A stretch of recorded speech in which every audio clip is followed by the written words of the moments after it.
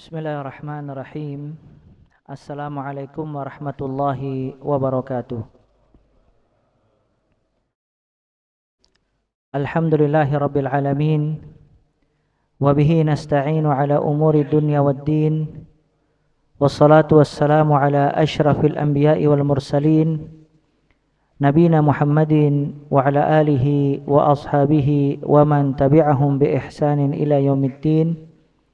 Allahumma anfa'na bima 'allamtana وعلمنا ما ينفعنا وزدنا علما اللهم رحمتك نرجو فلا تكلنا إلى أنفسنا طرفة عين واصلح لنا شؤوننا كلها لا إله إلا أنت ربنا تقبل منا إنك أنت السميع العليم وتب علينا إنك أنت التواب الرحيم اللهم اجعل أعمالنا كلها صالحة واجعلها لوجهك خالصة ولا تجعل لأحد فيه شيئا رب اشرح لي صدري ويسر لي أمري واحلل عقدة من لساني يفقه قولي ثم أما بعد فيا أيها الإخوة rahimani wa rahimakumullahu jami'an.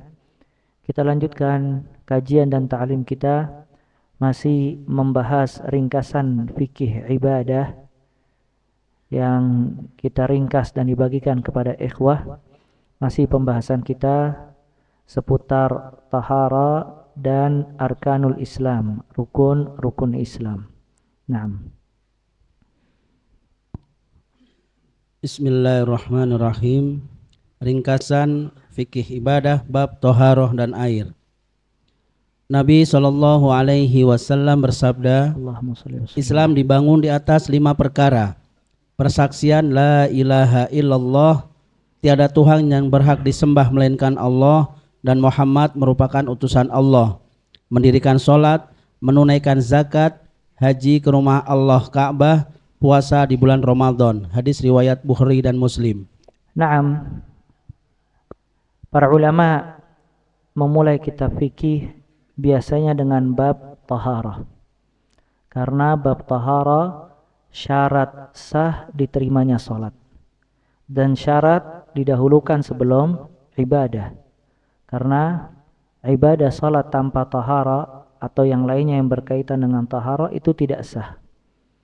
Maka seseorang mempelajari tahara terlebih dahulu sebelum dia mempelajari ibadah yang berkaitan dengan syarat tahara tadi. Dan ini masuk di dalam kaidah ma la yatimul wajib illa bihi fahuwa wajib. Semua perkara yang tidak wajib kecuali dengan syarat tersebut, maka mempelajari syarat tersebut hukumnya wajib. Syarat salat itu adalah taharah. Kalau seandainya seseorang tidak mengetahui tentang taharah, maka salatnya tidak sah. Maka dia mempelajari taharah hukumnya wajib, sebagaimana dia mempelajari salat. Ya, dan Nabi SAW bersabda, la yaqbalullah salata ahadikum idza ahdatha hatta yatawadda. Tidak diterima salat salah seorang di antara kalian apabila dia hadas. Ya, dia dalam keadaan tidak tahara sampai dia berwudu. Ya. Dan juga kata Nabi SAW, miftahus salat at-tahur. Kunci salat adalah taharah. Maka para ulama memulai kitab-kitab fikih sebelum membahas salat itu dimulai dengan bab at-taharah. Dan bab at-taharah itu berkaitan dengan beberapa hal sebagaimana nanti kita jelaskan. Dari definisi taharah, kemudian taharah berkaitan dengan air, hukum air, macam-macam air, mana air yang bisa dipakai untuk berwudu, mana air yang tidak bisa dipakai untuk berwudu. Kemudian juga di antara pembahasan tahara adalah pembahasan aniyah, bejana yang memang dipakai untuk menampung air. Mana bejana yang boleh dipakai, mana bejana yang tidak boleh dipakai. Kemudian juga yang berkaitan dengan tahara itu nanti berkaitan dengan qada'ul hajah, adab-adab buang hajat. Dari istinja, dia membersihkan buang hajat, istijmar, membersihkan buang hajat selain dengan air. Kemudian juga termasuk dari tahara yaitu izalatun najasah, yaitu menghilangkan najis. Dan termasuk dari tahara yaitu wudu, syarat-syaratnya, rukun-rukunnya, sunnah-sunnahnya, pembatal-pembatalnya, dan juga pengganti air apabila tidak ada, apa itu? Tayammum. Bagaimana cara tayammum? Dan juga apabila seseorang mengalami hadas akbar, hadas besar, yaitu dengan mandi janabah. Maka itu nanti semuanya pembahasannya berkaitan di dalam bab tahara. Cuman di sini sebelum kita mulai bab tahara, Nabi sallallahu alaihi wasallam bersabda tentang rukun Islam.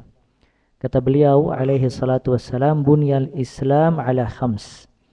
Islam dibangun di atas 5 perkara. Yang pertama 2 kalimat syahadat. Syahadatu an la ilaha illallah wa anna Muhammadan Rasulullah. Wa iqamis salah, yang kedua mendirikan salat. Wa ita'iz zakah, yang ketiga menunaikan zakat.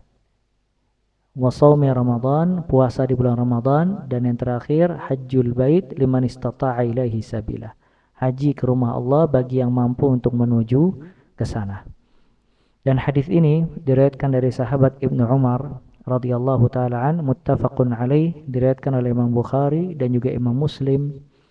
Ya, dalam hadis Jibril alaihi salam yang diriwayatkan oleh Imam Muslim dibawakan hadis ini, dan Ibnu Umar membawakan hadis ini secara tersendiri di dalam kitab hadis. Ini menunjukkan kalau Islam dibangun di atas 5 perkara, dan 5 perkara ini kewajiban yang wajib ditunaikan oleh seorang muslim. Dan yang pertama sebelum yang lainnya adalah 2 kalimat syahadat. Karena 2 kalimat syahadat itu berkaitan dengan syarat sah diterimanya ibadah-ibadah setelahnya. Makanya para ulama dia membahas akidah sebelum membahas ibadah. Kenapa? Karena apabila akidah seseorang benar, ibadahnya akan diterima di sisi Allah Azza wa Jalla. Kalau akidahnya tidak benar, maka itu sebab ibadahnya tertolak. Dan kalau ada khalal, ada kesalahan dalam bab akidah, itu menunjukkan atau menyebabkan kualitas ibadahnya menurun. Ya, kalau akidahnya ada kekurangan. Maka di sini pentingnya seseorang mempelajari 2 kalimat syahadat sebelum dia mempelajari tentang ibadah. Dan Imam Abu Hanifah rahimahullah termasuk imam mazhab, ya, Imam Abu Hanifah. Dia mengatakan akidah itu fiqhul akbar. Maka beliau mengarang kitab akidah dan menamakan kitabnya dengan fiqhul akbar, fikih yang besar. Sedangkan ibadah itu fiqhul asghar, fikih yang kecil. Maka kata beliau rahimahullah, ma'lam yafham fiqhal akbar la yahsun fiqhal asghar. Barang siapa yang tidak memahami fikih akbar yang berkaitan dengan akidah, maka tidak akan baik fikih kecilnya dia yang berkaitan dengan ibadah. Dan satu kesalahan besar, seseorang mempelajari detail yang berkaitan dengan fikih, namun dia tidak mempelajari akidah yang benar. Karena ibadahnya dia pada hakikatnya akan benar apabila dia memiliki akidah yang kuat. Ya, kalau akidahnya tidak kuat, itu menyebabkan imma ibadah dia tertolak, atau imma ada kekurangan dalam kualitas ibadah dia. Makanya di sini kita mulai dengan mempelajari secara umum 2 kalimat syahadat, syahadatu an la ilaha illallah, kemudian yang kedua syahadatu anna Muhammadan Rasulullah sebelum yang lainnya. Nah, persaksian la ilaha illallah maksudnya mengetahui, meyakini dan mengamalkan bahwa tiada Tuhan yang berhak disembah melainkan Allah Ta'ala semata, tiada sekutu baginya uluhiyah. Naam. Syahadatu an la ilaha illallah. Syahadah itu kalau diterjemahkan ke dalam bahasa Indonesia adalah persaksian. Dan tidak dikatakan syahadah kecuali dengan 2 hal. Yang pertama i'tiqad, i'tiqadul qalb, Yang kedua qaulul lisan, keyakinan di dalam hati. Yang kedua berkata dengan lisan. Maka dikatakan seseorang bersaksi la ilaha illallah apabila hatinya meyakini, yang kedua mengucapkan lewat lisan. Itu maksud dari kalimat syahadat. Oleh karena itu, kalau seandainya dia meyakini dalam hati saja, enggan untuk mengucapkan kalimat syahadat, maka tidak diterima syahadatnya. Begitu juga sebaliknya, kalau dia mengucapkan kalimat syahadat lewat lisan, namun dia tidak meyakini di dalam hati, maka itu tidak diterima syahadatnya. Maka seseorang dikatakan bersyahadat kepada Allah apabila meyakini di dalam hatinya dan mengucapkan lewat lisan. Maka ini harus digarisbawahi.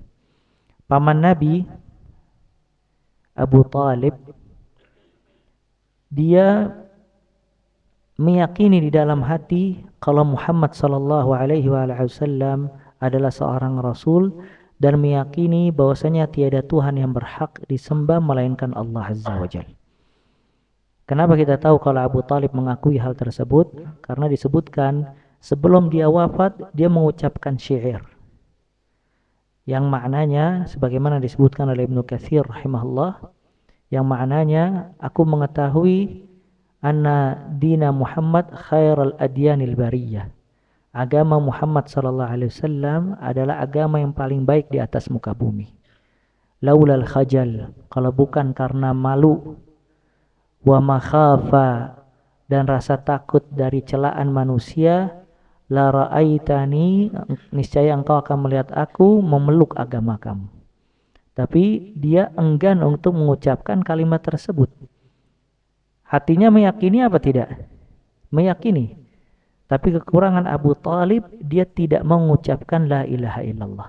Maka disebutkan di dalam hadis Nabi sallallahu alaihi wasallam mengatakan kepada Abu Talib, ya ammi qul la ilaha illallah kalimatan uhajju laka biha indallah. Wahai pamanku, ucapkan la ilaha illallah, dengan kalimat tersebut aku akan membela engkau di sisi Allah Azza wa Jalla. Cuman di akhir hayatnya Abu Talib mengatakan ana ala millati Abdul Muttalib. Aku di atas ajaran bapakku Abdul Muttalib. Ini menunjukkan kalau ajaran Abdul Muttalib syirik. Ajaran Abdul Muttalib syirik. Karena Abu Talib mengatakan ana ala millati Abdul Muttalib. Aku di atas ajarannya Abdul Muttalib. Maka dia meyakini di dalam hati, enggan untuk mengucapkan la ilaha illallah. Sedangkan orang munafik, nifaq akbar, orang munafik dengan kemunafikan yang besar, dia mengucapkan lewat lisan. Ya. Dia mengucapkan lewat lisan tapi menyembunyikan kekufuran di dalam hati. Maka dia menjadi orang munafik. Maka syahadat harus dengan dua syarat. Tadi yang pertama i'tiqad bil qalb, meyakini di dalam hati. Yang kedua qaulun bil lisan, mengucapkan lewat lisan. Apa yang dia yakini dan dia ucapkan? La ilaha illallah. Dan la ilaha illallah ini kalimatut tauhid. Kalimat yang paling agung, kalimat yang paling besar, kalimat yang lebih berat di timbangan dibandingkan langit dan bumi beserta isinya. Dengan kalimat ini Allah Ta'ala mengutus Nabi dan Rasul.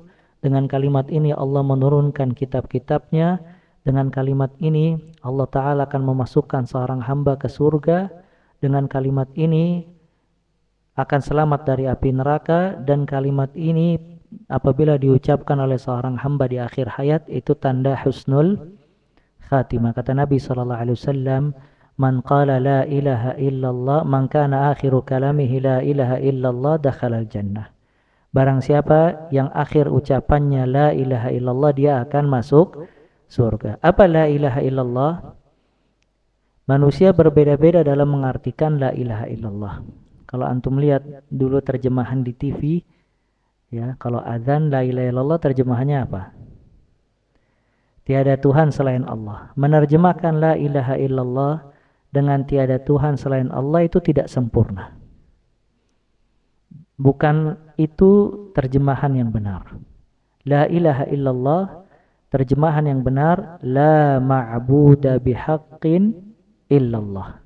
Maka la ilaha illallah diterjemahkan yang paling benar ke dalam bahasa Indonesia, tiada Tuhan yang berhak disembah selain Allah Azza wa Jalla.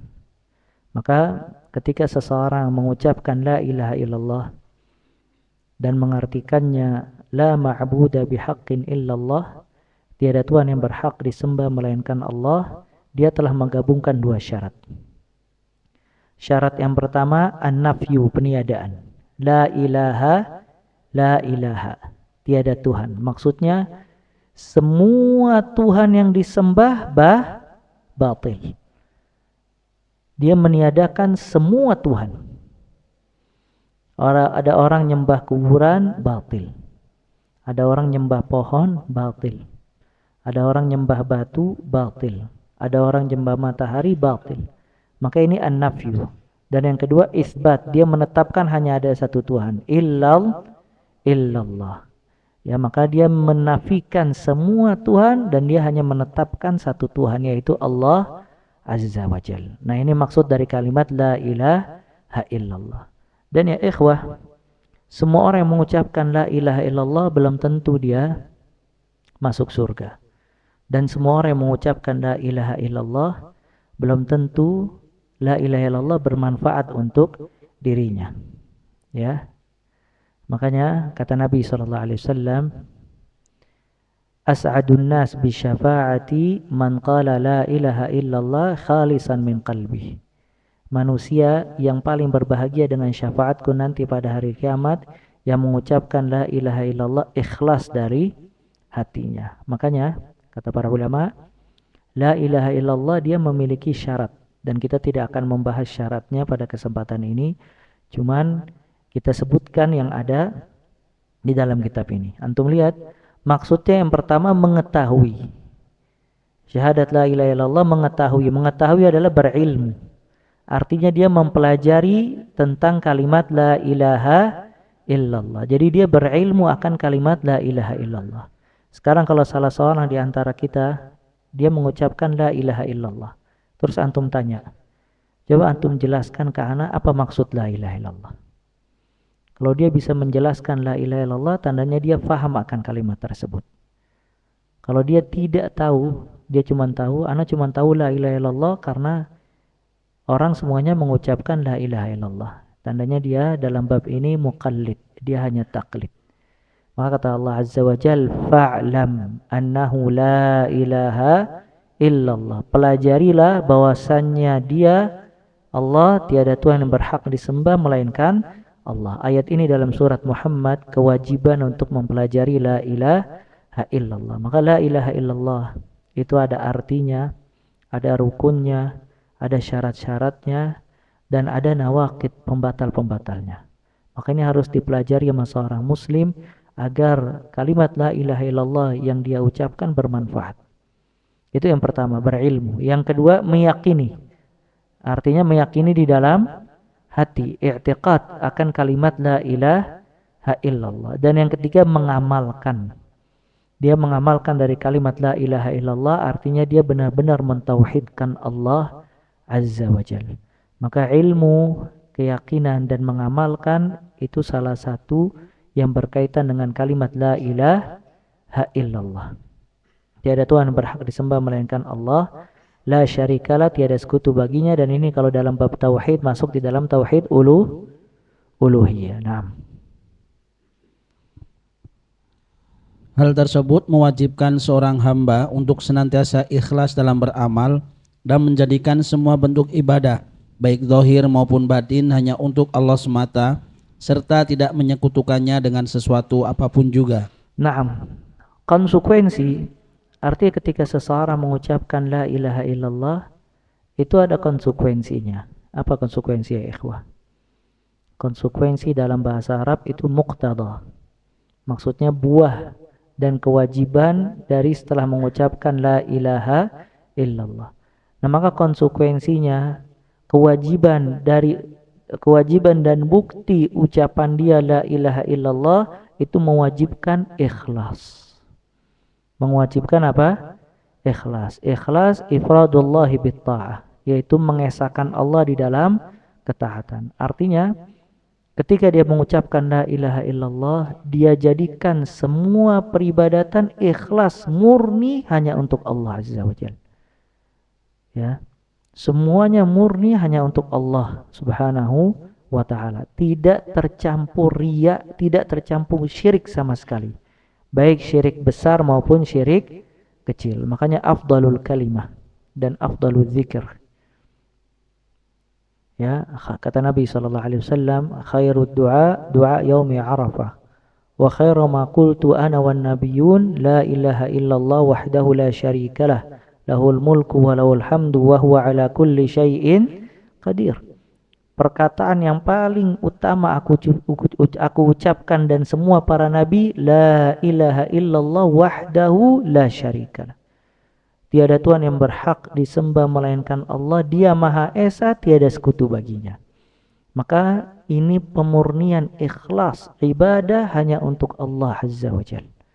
Maka semua orang yang mempelajari la ilaha illallah kewajibannya mengikhlaskan ibadah hanya untuk Allah Azza wa Jalla. Fa'budillaha mukhlishan lahuddin. Sembahlah Allah dengan penuh keikhlasan. Wa ma umiru illa liya'budullaha mukhlishina lahuddin. Tidaklah diperintahkan manusia kecuali beribadah kepada Allah dengan penuh keikhlasan. Innallaha la yaqbal minal amal illa ma kana lahu khalisan wa batughiya bihi wajhuh.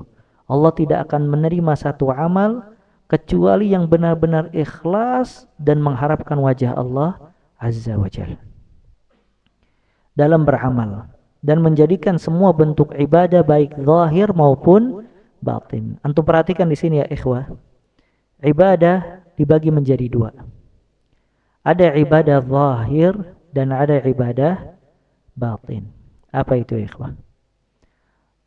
Zahir itu yang terlihat dan nampak. Batin itu yang tersembunyi. Contohnya apa zahir? Salat zahir, zakat zahir. Semuanya zahir, terlihat oleh manusia. Amalan batin itu apa? Niat batin banyak. Khasyah, takut batin, tawakal batin, inabah batin, taubat batin. Kalau ada pertanyaan mana yang lebih utama? Amalan zahir apa amalan batin? Mana yang lebih utama? Secara umum amalan batin jauh lebih utama dibandingkan amalan zahir. Karena amalan batin itu akan menambah kualitas amalan zahir. Makanya dikatakan ma sabaqakum Abu Bakar bi kathrati salatin wala saum walakin ma waqara fil qalb. Abu Bakar mendahulukan kalian bukan karena banyak salat dan puasa, tapi apa yang tersembunyi dari amalan batin yang ada di hatinya tidak ada yang bisa mengalahkan dia. Maka iman Abu Bakar jauh lebih besar. Kejujuran Abu Bakar kepada Allah jauh lebih besar.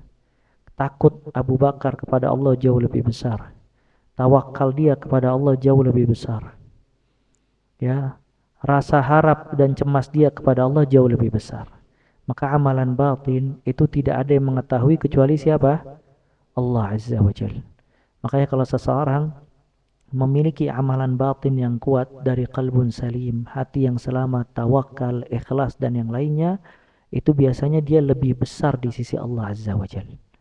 Ya, karena salat dia akan lebih berkualitas, sedekah dia akan lebih berkualitas dan yang lainnya. Dan subhanallah, ana baca satu perkataan Ibnu Utsaimin rahimahullah menjelaskan tentang satu hadis.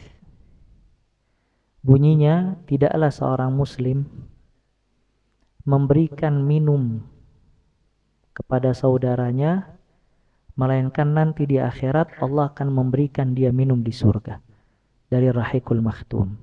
Kemudian ada komentar dari Ibnu Utsaimin luar biasa.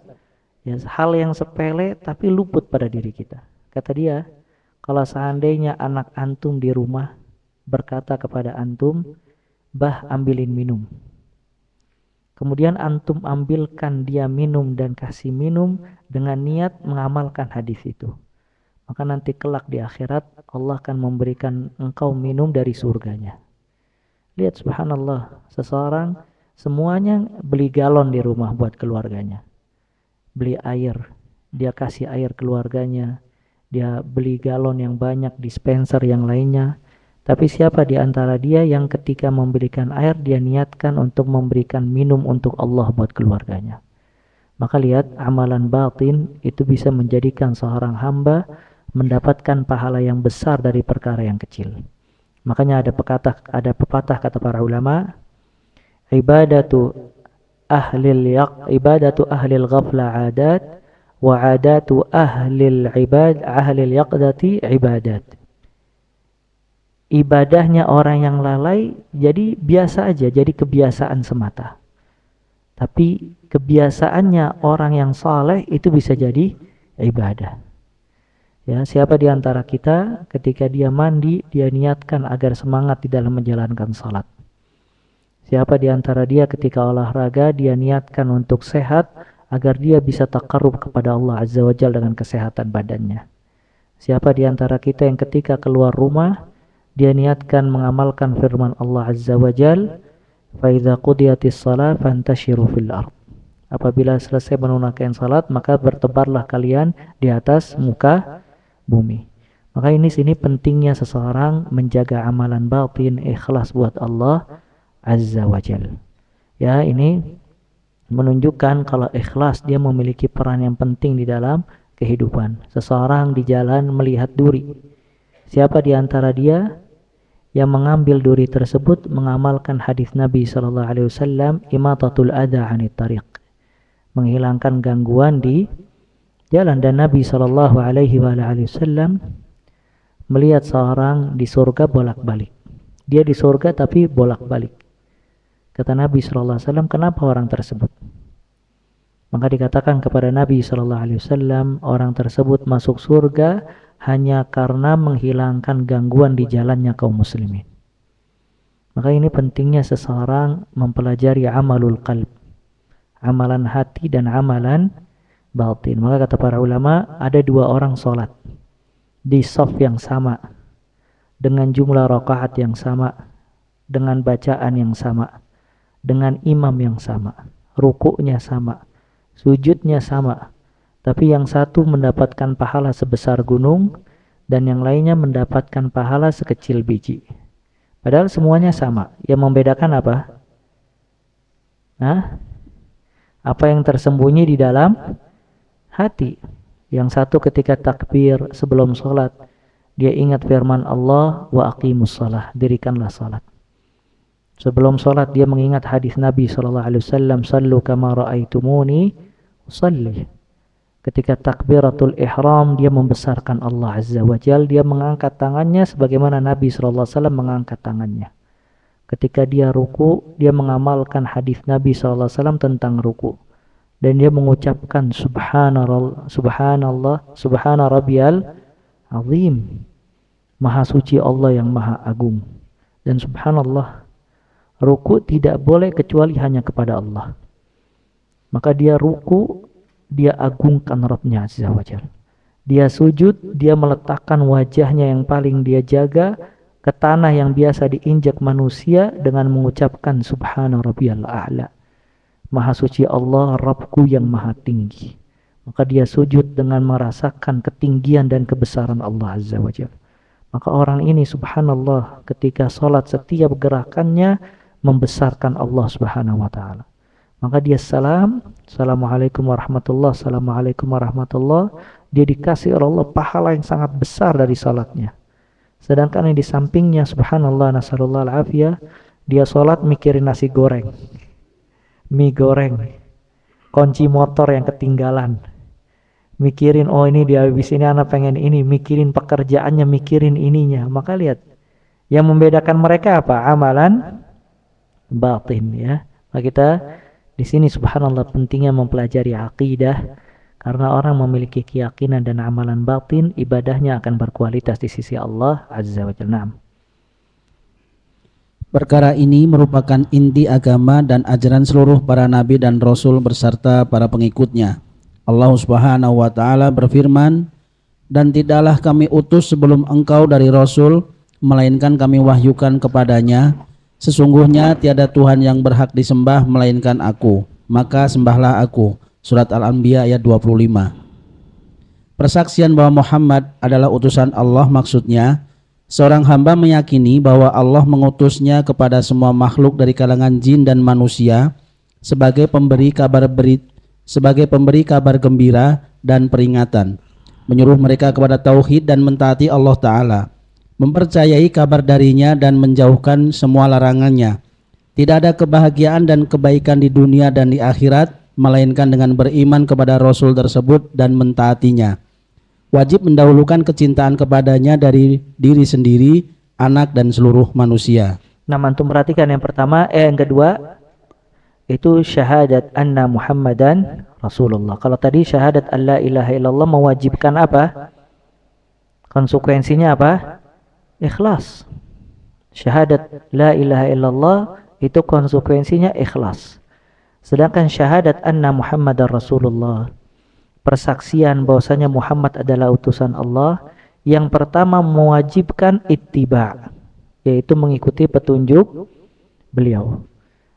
Wa ma atakumur rasul fakhudhuhu wa ma nahakum anhu fantahu. Apa yang datang kepada kalian dari seorang rasul, ambillah, dan apa yang dilarang tinggalkanlah. Ya. Wa may yuti'ir rasul faqad ata Allah. Barang siapa yang taat kepada rasul, maka dia telah taat kepada siapa? Allah Azza wa Jalla.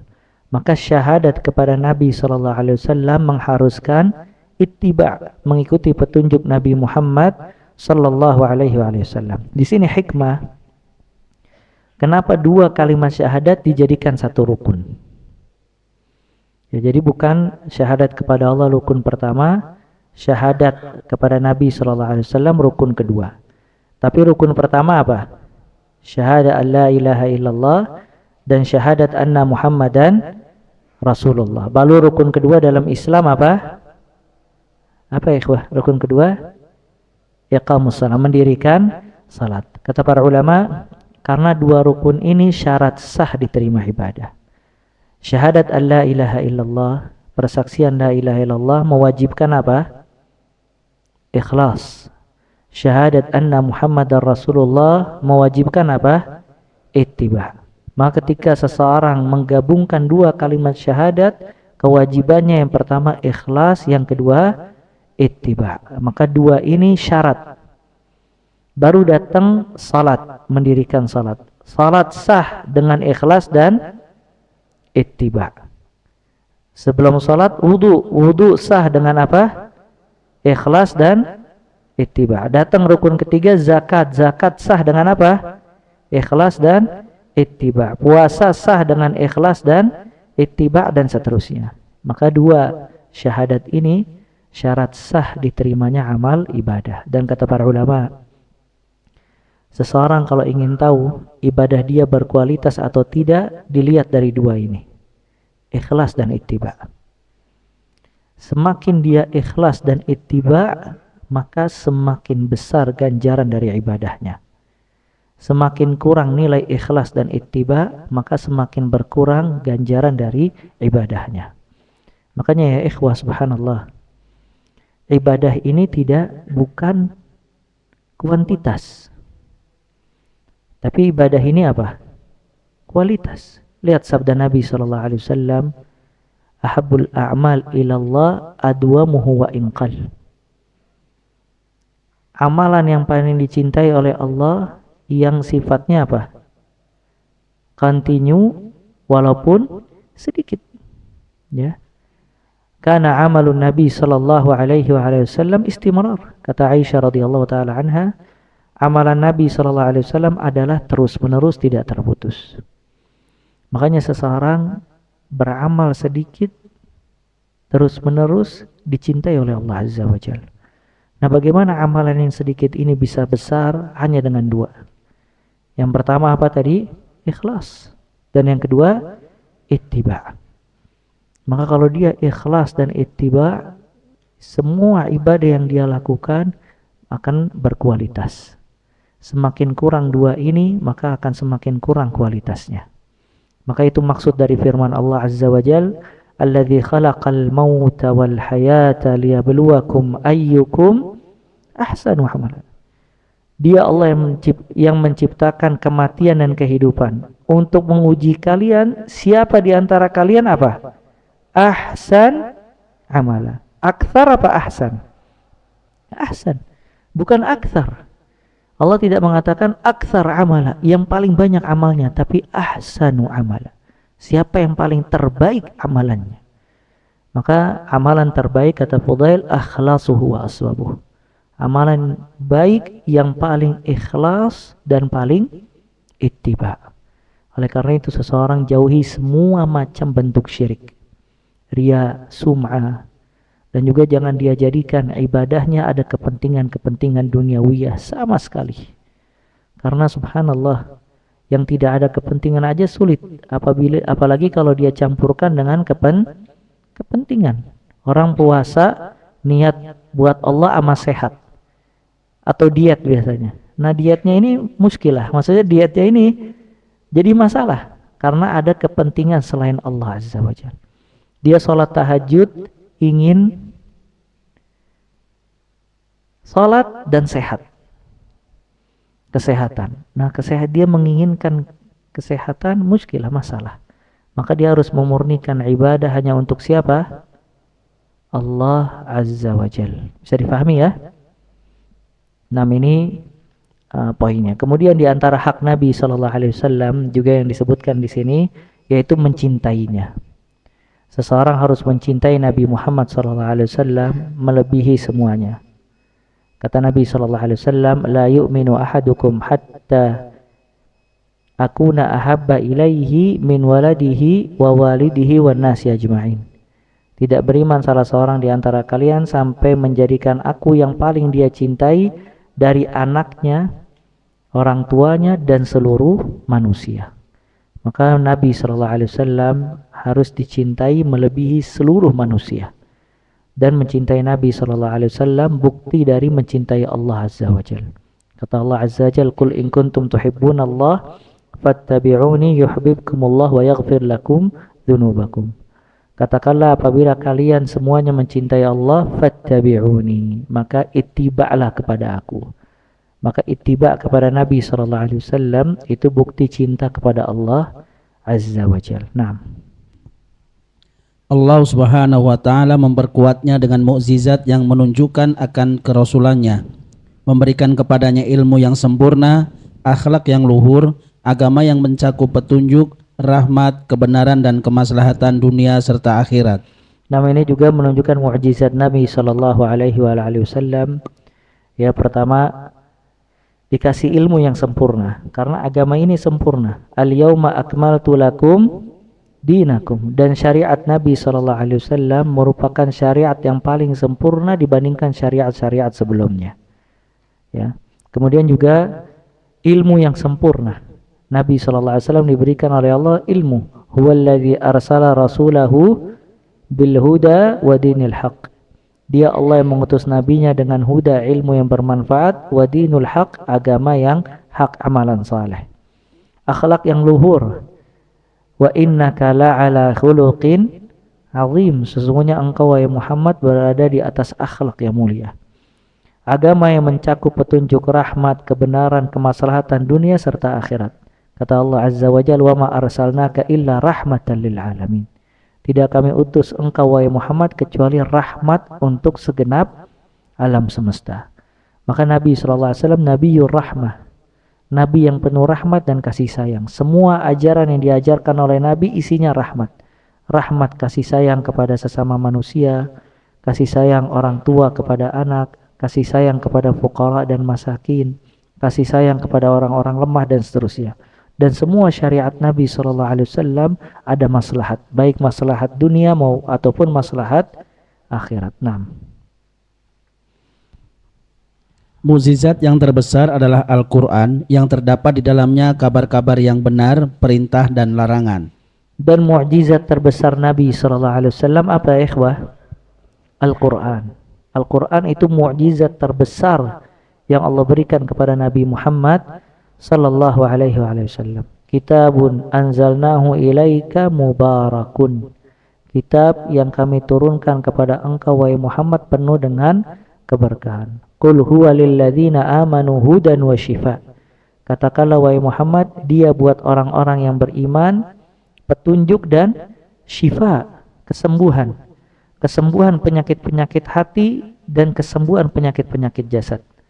Ya. Inna hadzal Qur'an yahdi lillati hiya aqwam. Sesungguhnya Al-Quran ini memberikan petunjuk kepada jalan yang paling lurus. Maka kalau seseorang ingin tahu jalan yang paling lurus menuju kepada surga Allah, semuanya ada di dalam Al-Quranul Karim. Semakin kuat ilmu seseorang terhadap Al-Quran, maka semakin jelas jalan menuju surga. Semakin lemah ilmu seseorang terhadap Al-Quran, maka semakin lemah jalan menuju surga. Maka di sini derajat seseorang akan ditinggikan oleh Allah lewat kitab Allah Azza wa Jalla. Kata Nabi sallallahu alaihi wasallam, yarfa'ullah bihadzal kitab aqwaman wa yada'u bihi akharin.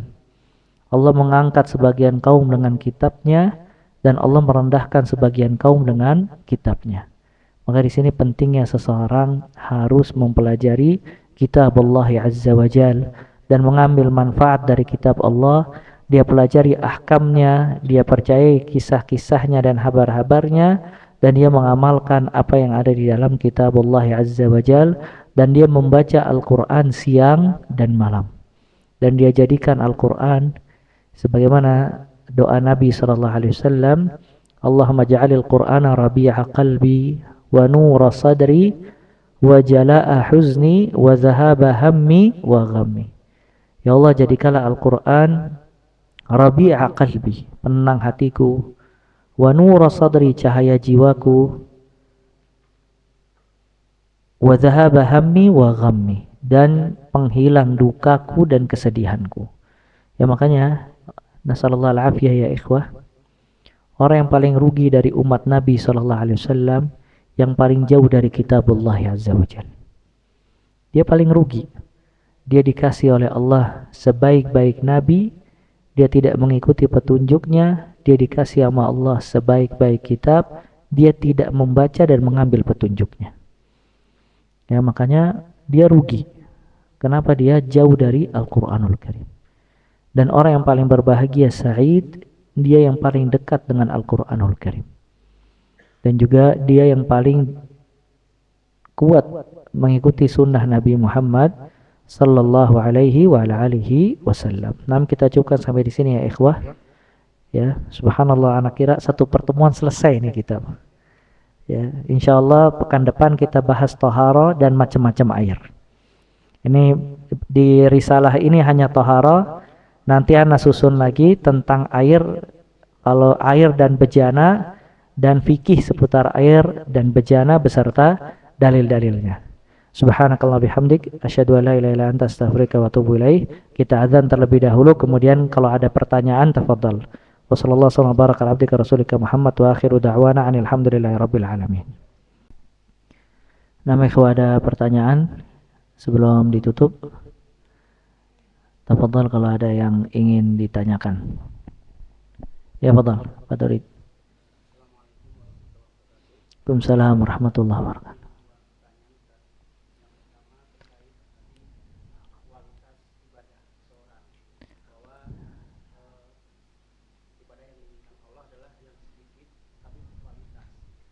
Bagaimana cara kita menyeimbangkan, Ustaz? Artinya sisi yang lain kita juga sering sampaikan motivasi bagaimana para ulama salaf terdahulu di dalam beribadah, khususnya waktu itu yang disampaikan terkait baca tilawah Quran, kemudian berapa kali khatam dalam sehari. Kemudian Rasulullah pun juga memberikan contoh bagaimana aplikasikan wujud syukur beliau dengan sholat malam yang panjang, hingga artinya kita lihat ibadah yang dolim pun dengan kuantitas yang banyak. Itu yang pertama. Jadi akhirnya kadang-kadang kita mengkhawatirkan, ini ibadah kita baca, tapi masalah kualitas itu juga belum tahu kan. Itu yang pertama. Yang kedua terkait waktu khutbah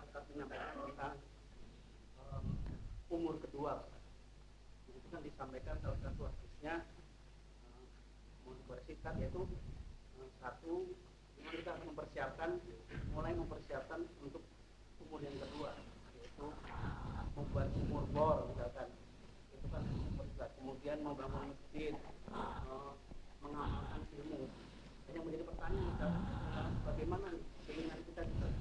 Kalau kita lihat darinya itu kan berapa poin kebanyakan berkaitan dengan fulus Ustaz. Masalah keuangan, artinya kalau mungkin saat ini masih memberikan kita kesempatan kita mengaplikasikan bangun masjid pasti butuh duit. Kita bukan memastikan, artinya kita sedikit pesimis bangun masjid berapa pakai uang, bikin burgor pakai uang. Kita ingin mengaplikasikan ilmu kita sendiri aja, bukan orang yang berilmu. Apa yang bisa kita lakukan untuk mempersiapkan ilmu yang sama yang kedua ini? Nah, yang pertama ya ikhwah, tentang tata cara beramal. Memang beramal seseorang dimotivasi untuk selalu semangat dan menambah kualitas dan kuantitas. Cuman disebutkan oleh para ulama, tata cara beramal itu dimulai dari yang kecil dan mudah. Oleh karena itu ulama hadis dan diantaranya Imam An-Nawawi rahimahullah, beliau menjelaskan di dalam kitabnya, mungkin antum udah baca kitab Riyadhus Shalihin, ada judul babnya Al-Iqtisad bil Amal. Maksudnya Al-Iqtisad bil Amal itu kesederhanaan di dalam beramal. Apa maksud dari bab ini? Kesederhanaan di dalam beramal. Artinya seseorang ketika dia ingin mengamalkan satu amalan, maka dia amalkan pertama kali sesuai dengan kemampuannya. Kalau dia sudah menjalankan sesuai dengan kemampuannya, kemudian dia ingin menambah lagi, maka dia tambah. Kalau seandainya dia tidak mampu untuk menambahnya, dia cukupkan dengan sesuai dengan kemampuannya, kemudian konsisten, itu lebih dicintai oleh Allah Azza wa Jal. Maka di dalam bab tersebut Al-Iqtisad bil Amal, ada salah seorang sahabat yang semangat di dalam mengerjakan baca Al-Quran, dan dia menghatamkan Al-Quran dengan cepat. Dilihat oleh Nabi SAW. Maka ditegur oleh Nabi SAW. Kata Nabi, Iqra'ul Quran fi kulli syahr. Kamu tamatkanlah Al-Quran di setiap bulan. Kata sahabat tersebut, aku masih punya kemampuan. Maka Iqra'ul Quran fi kulli usbu'in. Kalau gitu hatamkanlah Al-Quran di setiap 2 pekan. Kata dia, aku masih punya kemampuan. Terus sampai kata Nabi SAW, hatamkanlah Al-Quran di setiap 3 hari, jangan lebih dari 3 hari. Maka sahabat itu menghatamkan Al-Quran 3 hari. Dan subhanallah, ketika dia sudah banyak kesibukan dan yang lainnya, menghatamkan Al-Quran 3 hari begitu sulit buat dirinya. Sampai kata dia, laitani akhadtu wasiyatan Nabi SAW. Seandainya aku mengambil wasiat Nabi SAW, menghatamkan Al-Quran tiap bulan. Karena ada zam, ada celaan bagi orang yang pernah beramal kemudian meninggalkan amalan tadi. Celaan bagi orang yang pernah sholat malam kemudian meninggalkan sholat malam. Celaan bagi orang yang pernah baca Al-Quran meninggalkan tilawatul Quran. Celaan bagi orang yang pernah puasa sunnah kemudian dia meninggalkan puasa sunnah. Maka kata Nabi SAW kepada Abdullah, ya Abdullah, la takun mithla fulan, kana yaqumul lail fataraka qiyamal lail. Wahai Abdullah, jangan kamu seperti fulan. Dulu dia suka sholat malam, sekarang dia tidak sholat malam lagi. Kenapa? Karena dia memaksakan sholat malam di luar kemampuannya. Akhirnya tertimpa pada dirinya futur, rasa malas, maka dia meninggalkan semua sholat malam. Maka ini mazmum, tercela. Maka bagaimana yang dibuat oleh seorang muslim? Al-iqtisad bil amal. Dia memulai dari yang mudah. Abdullah bin Mubarak rahimahullah, dia mengatakan, darabtu nafsi ala qiyamil lail 20 sanah. Fasalaitu qiyamal lail 20 sanah. Aku melatih diriku untuk sholat malam 20 tahun dan aku baru bisa sholat malam secara rutin 20 tahun. Karena jiwa ya ikhwah butuh latihan. Sebagaimana otot badan butuh latihan, sebagaimana iman butuh latihan. Maka melatihnya dari mulai yang rendah. Nah, ini maksudnya al-iqtisad bil amal. Kalau dia ada kemampuan, dia tingkatkan. Kalau dia tidak ada kemampuan, maka yang sedikit ini dia jalani dengan konsisten. Itu maksud dari sabda Nabi, ahabbul amal ilallahi adwamuha wa inqal. Amalan yang paling dicintai oleh Allah yang sedikit walaupun dilakukan terus menerus. Nah, makanya dari puasa, jangan pas dia semangat mengerjakan puasa sunnah, dia langsung puasa Daud. Akhirnya dia menjalankan puasa Daud seminggu, liburnya sisanya 1 tahun. Dia semangat baca Al-Quran sehari 10 juz. Akhirnya istirahatnya 15 tahun. Atau bertahun. Nah, ini bukan seperti ini. Dia mulai dari yang kecil sambil dia latih dirinya sedikit demi sedikit sesuai dengan kemampuannya. Kalau dia tidak mampu, maka yang sedikit dengan konsisten dicintai oleh Allah Azza wa Jalla daripada yang banyak terputus. Makanya kaidah mengatakan qalilun mustamir khairu min katsirin munqati'. Sedikit dilakukan terus menerus lebih baik daripada banyak terputus. Nabi SAW pernah melihat Zainab, jadi di masjid di tiangnya itu ada tali. Zainab kalau misalnya memang dia lagi malas, maka dia mengikat dirinya agar tetap sholat dengan tali. Ditegur sama Nabi Muhammad SAW. Jangan seperti itu. I'malu a'malan ma tutiqun. Kerjakanlah amalan-amalan yang kalian mampu. Fa innallaha la yamal hatta tamallu. Karena Allah tidak pernah bosan menerima amal kalian sampai kalian sendiri yang bosan. Karena manusia keadaannya berbeda-beda. Ada sebagian dia pekerja berat, buruh pabrik, guru. Maka aktivitas dunia kadang membuat dia tidak bisa menjalankan amalan-amalan yang banyak. Dia pengen puasa, tiba-tiba pekerjaannya berat. Dia pengen sholat malam, tiba-tiba dia harus pulang telat dan yang lainnya. Maka dia lihat kondisinya bagaimana, dia jalankan sesuai dengan kemampuannya. Kalau seandainya dia ada kekuatan untuk bisa menambah, baru dia tambah. Yang tadinya dia cuma puasa sebulan 3 kali, dia tambah jadi puasa Senin dan Kamis. Kalau dia ada kemampuan lagi, baru dia tambah. Sampai puncaknya dia bisa puasa Daud. Dia cuma bisa sholat malam setengah jam sebelum subuh. Dia lakukan. Dia setengah jam sebelum subuh. Bahkan Ibnu Utsaimin rahimahullah dikatakan, dia cicil sholat malam. 4 rakaat sebelum tidur, sisanya bangun dari tidur. Biar tidak terlalu berat. Ya. Dia baca Al-Quran cuman mampu sehari 1 juz, dia lakukan. Sehari setengah juz dia lakukan. Ya, tapi dengan catatan dia melakukannya secara konsisten. Makanya kalau dia memiliki rutinitas amalan-amalan yang sudah dia jadwalkan dalam kehidupan sehari-hari, terlewat dari amalan tadi, maka ada perasaan yang tidak sempurna pada dirinya. Dia biasa zikir pagi dan petang, tiba-tiba dia tidak zikir pagi dan petang. Seperti ada utang yang belum selesai bagi dirinya. Dia biasa setiap malam bangun, tiba-tiba terlewat. Maka ada seperti hutang. Kenapa kok dia sampai bisa terlewat? Dia ada kebiasaan mengunjungi orang tuanya setiap pekan. Ini terlewat, maka seperti ada hutang. Nah, ketika seseorang, perhatikan, dia beramal secara rutinitas, kemudian dia tidak bisa mengamalkan amalan tersebut karena uzur, maka dia tetap diberikan pahalanya sempurna oleh Allah Azza wa Jalla. Kenapa? Karena dia melakukannya rutinitas. Itu maksud dari sabda Nabi SAW. Idza marida al-'abdu aw safar kutiba lahu makana sahihan muqiman. Apabila seorang hamba sakit atau safar, maka tetap akan diberikan pahala yang sempurna sebagaimana dia dalam keadaan mukim dan sehat. Dan ini keutamaan seorang pemuda yang beribadah semenjak muda. Dia ketika muda selalu beribadah kepada Allah. Ketika tua, ada ibadah-ibadah yang nggak bisa dia kerjakan karena termakan usia. Maka uzur karena termakan usia, pahalanya tetap sempurna karena ibadah itu rutin dia lakukan. Nah itu cara beribadah. Kemudian yang kedua, ketika seseorang terlewat dari ibadah rutinitas yang dia lakukan, maka kata para ulama ada istidrak mafat.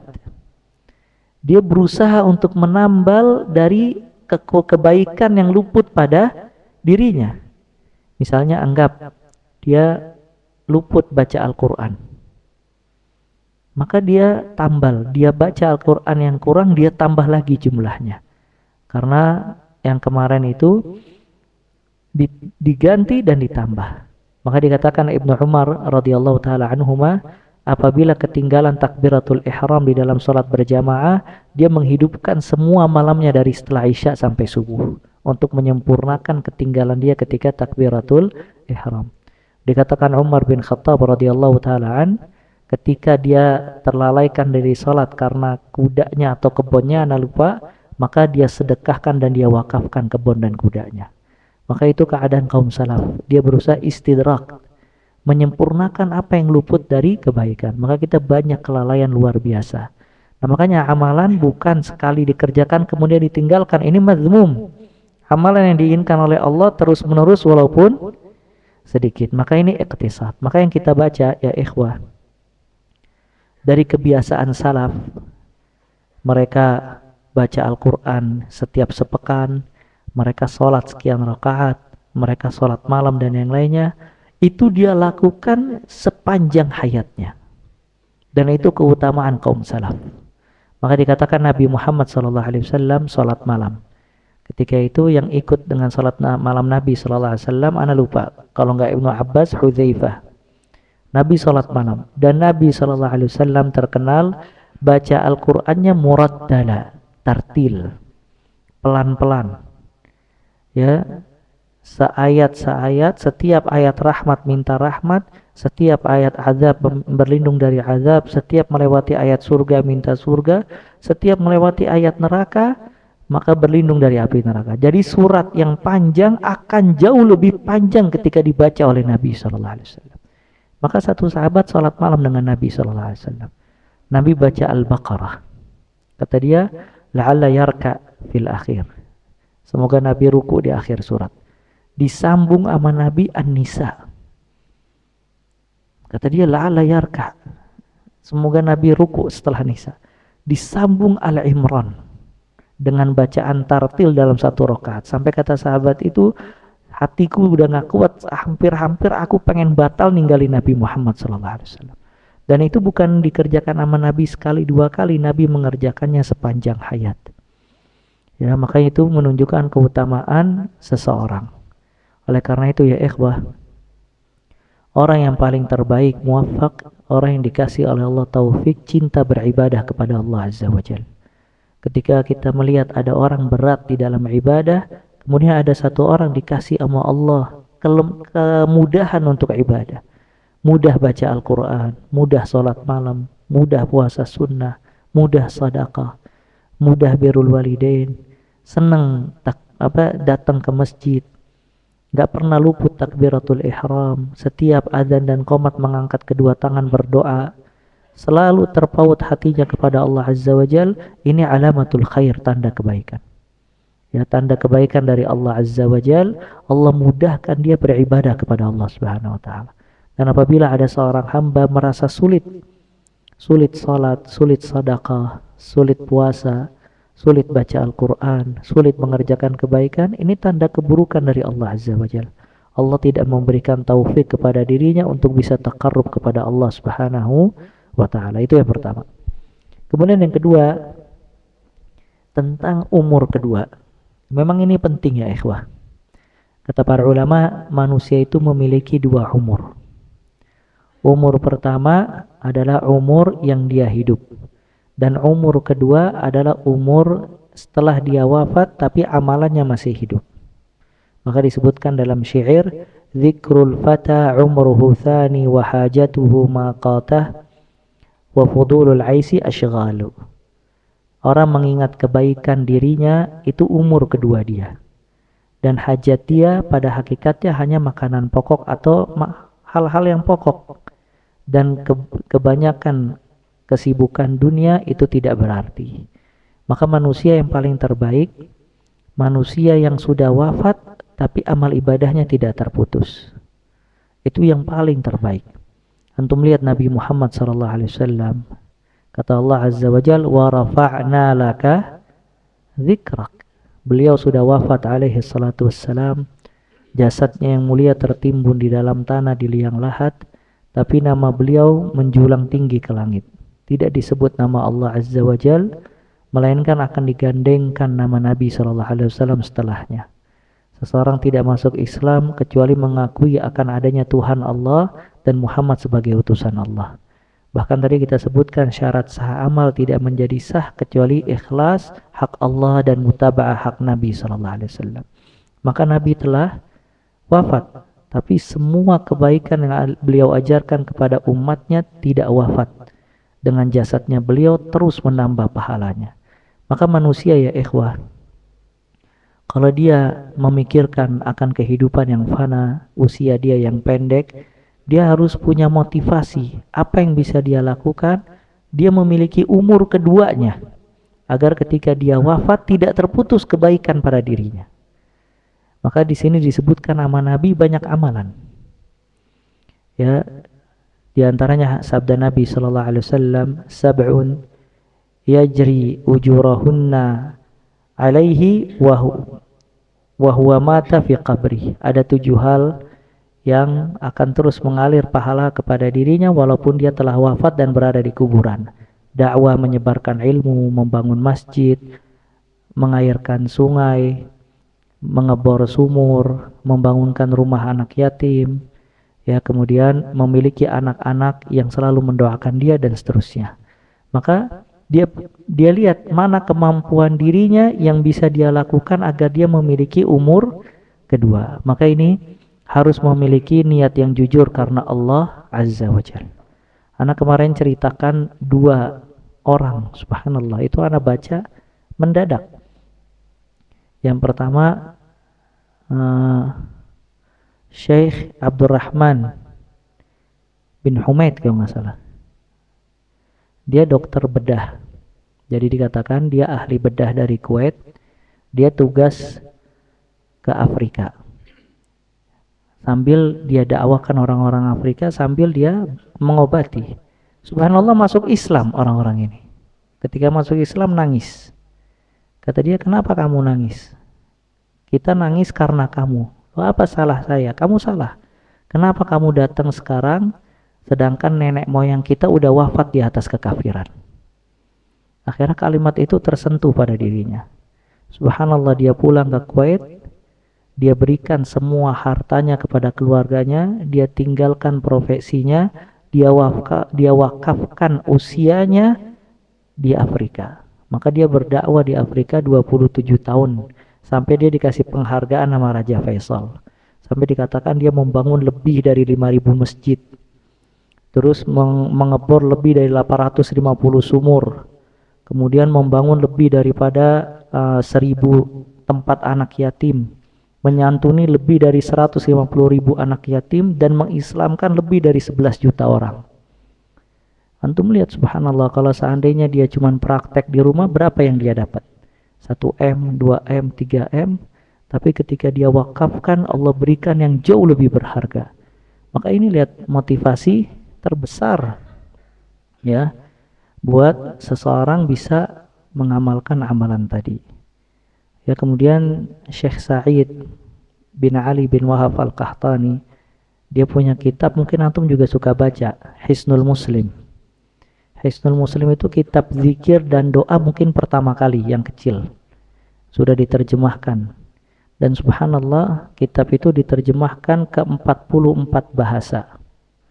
Dan dicetak lebih dari 200.000 kali. Sampai muridnya ketika ke pojok Afrika, daerah-daerah Afrika, dia ngelihat ada tentara duduk sambil baca kitab tersebut. Ya. Dan subhanallah, orang ini ajib. Ya, anak kemarin baca biografinya luar biasa. Anaknya 42 semuanya hafal Quran. Dia yang hafalin Quran. Dia haji selama 38 tahun gak pernah ketinggalan. Menjadi imam masjid 37 tahun. Dan menghatamkan Al-Quran di setiap 3 hari. Ya, dan memiliki karya 130. Dan memiliki masjid jami' di kampungnya yang orang semuanya sholat di masjid tersebut. Ketika dia wafat, subhanallah, dia memiliki komplek, di situ ada sekolah dari SD sampai perguruan tinggi. Ya, dan dia subhanallah ketika hidup puluhan tahun tidak pernah ketinggalan takbiratul ihram.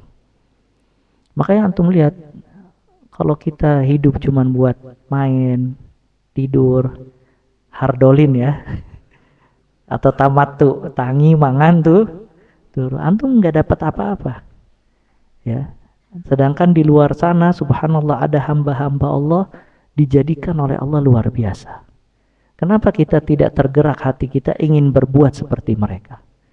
Ya, nah ini menunjukkan caranya bagaimana. Nggak mesti fulus. Ya, fulus emang salah satu kiatnya, karena keutamaan orang yang punya harta, dia bisa mengamalkan amalan-amalan tadi yang berkaitan dengan harta. Yang pertama caranya dia banyak berdoa kepada Allah Azza wa Jalla. Kemudian yang kedua dia jujur kepada Allah. Dia pikirkan apa yang bisa ana berikan ketika ana hidup dari amalan-amalan tadi. Yang ketiga dia ngambil sebab. Setiap ada pengumuman ngebor sumur, dia sumbang walaupun 50.000. Ada pembangunan masjid, dia sumbang walaupun 100.000. Ada ngasih makan anak yatim, dia berikan walaupun dia cuma punya 20.000. Tapi dia terus punya sumbangsih, ya, sambil dia minta sama Allah semoga kabul, diterima oleh Allah Azza wa Jalla. Ketika Allah melihat keikhlasan di dalam hatinya, semangatnya dan kesungguh-sungguhannya, maka nanti kelak Allah akan memberikan satu amalan yang mungkin bisa menjadi jariah dia yang tidak terputus. Ya, dan yang bagi punya anak, dia didik anaknya dengan baik mulai sekarang, dan dia doakan anaknya, dan dia berharap anak-anaknya itu bisa menjadi sumber pahala jariah dia ketika dia wafat. Maka kata Allah Azza wa Jalla, inna nahnu nuhyil mauta wa naktubu ma qaddamu wa atharahum. Kami yang menghidupkan orang yang telah wafat, dan kami mencatat apa yang dia amalkan maqaddamu ketika dia hidup, wa atharahum, dan bekas amalnya ketika dia wafat dicatat oleh Allah Azza wa Jalla.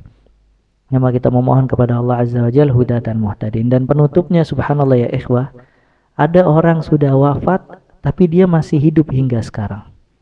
Antum lihat Imam Syafi'i, dia sudah wafat tapi seperti masih hidup karena selalu nama dan ilmunya disebut.